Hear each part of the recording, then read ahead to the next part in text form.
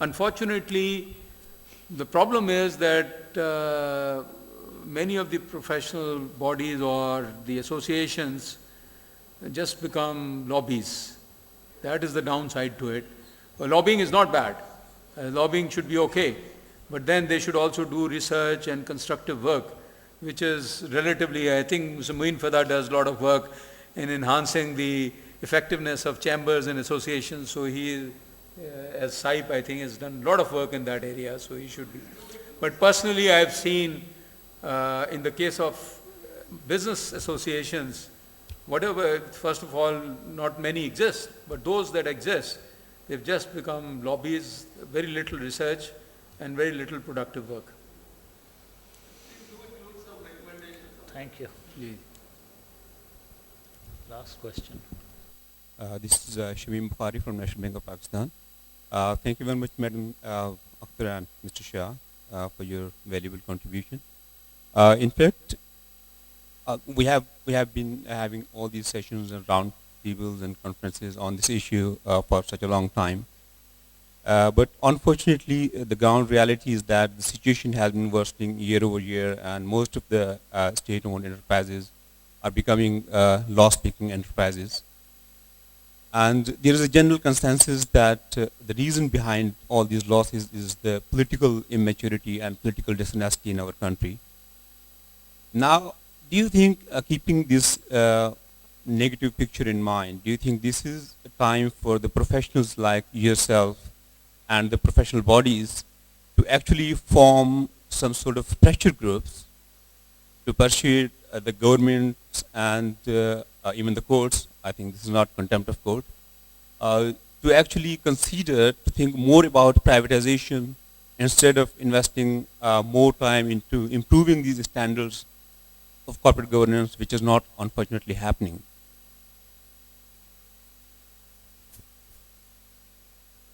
Allow me to this, then I'm going to take this question up. Can I do that now? Okay. Thank you very much.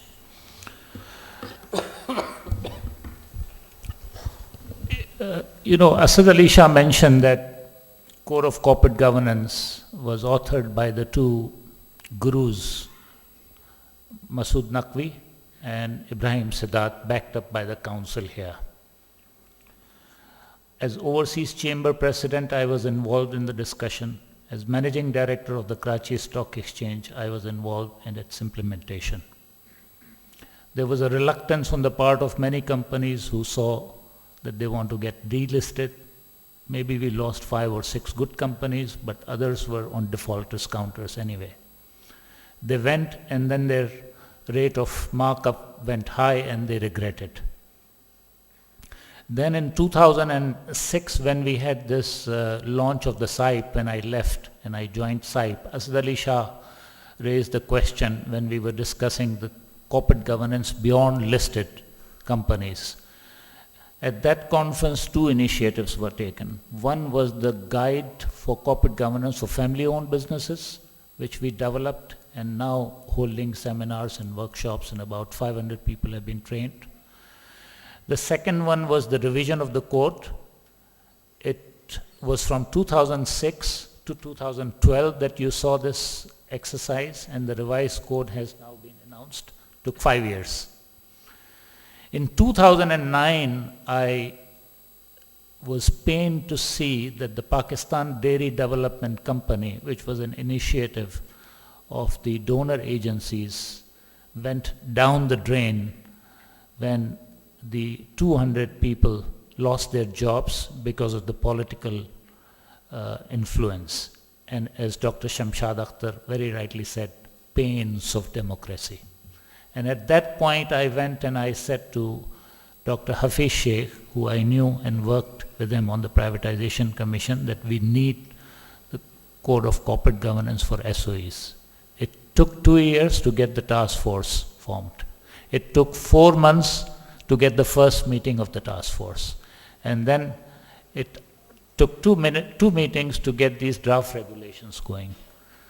The pressure group that, my friend, you are asking, is that you, as a taxpayer, you are the pressure group. We have done our job. We will continue to do that. But you are the part and parcel of us. You are members of the council. You come from different professions, from textile or from chemical or from, financial sector. I think this code is a very, very difficult task,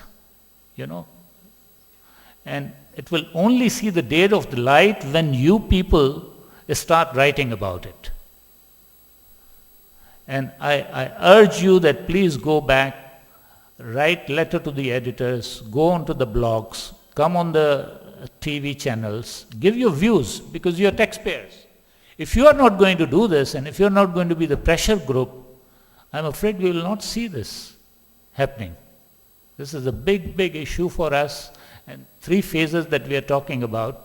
It's impossible even to get onto the first phase, and we're finding it very difficult to get onto this one. So I think if I have to sum up this, then I would say in one sentence of Dr. Shamshad Akhtar is that the ministers or the governments and its legislators are custodians of SOEs and not the owners.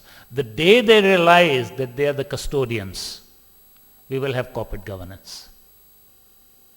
And that is the key from the presentation that I can see, that they are the custodian and they are not the owners. Today, every minister virtually is acting as an owner. And that's why we think that an owner not for himself making a profit, but taking the advantage. If it was a true owner, he's going to make sure that this entity makes profit and runs on a sound footing. But there are vested interests. And again, as she rightly said, is the political government, political influence and pains of democracy. But we all have to act, and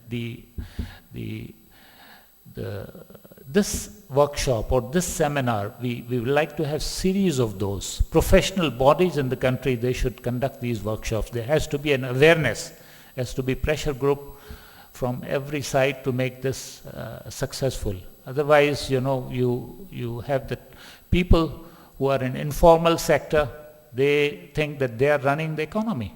The formal sector obviously is paying the taxes, but informal sector is making this country run. And at the end of the day, we will not see the light in the tunnel. So there is a much more work required from all of us here on this important subject. So with this world, I leave it to you, sir, to declare this seminar. Thank conclude. You, sir. Thank you for concluding, very aptly concluding today's session by referring to Madam's statement that the legislators and ministers are not the owners, but they are only the custodian. That's the message we take out from today's, and that's the message we should propagate. Now, coming towards the end of this program, I'd like to request our session chairman to please come forward and present a memento to our learned speakers as a token of our appreciation.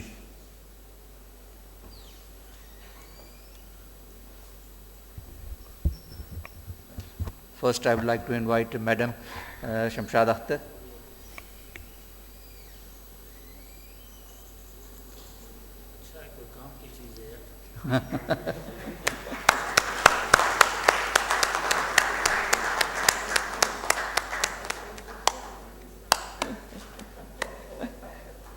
Mr. Asad Ali Shah.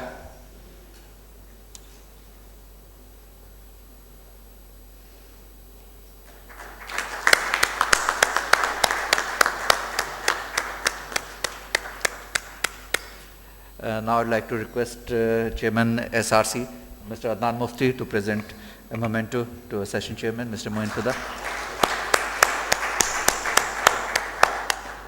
So please stay here for. Ladies and gentlemen, thank you for your patience and being here with us. With this, we conclude our session, and please, you are welcome for a dinner. Thank you.